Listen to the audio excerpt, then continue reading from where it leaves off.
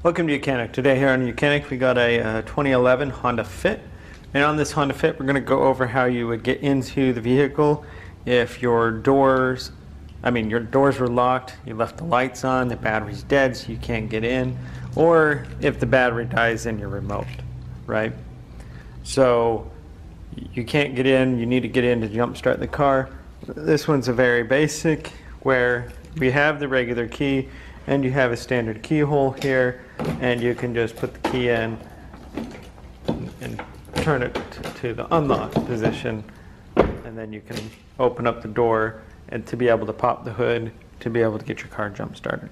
That's how you would get in the vehicle if the battery is dead on the remote itself or the engine car battery is dead.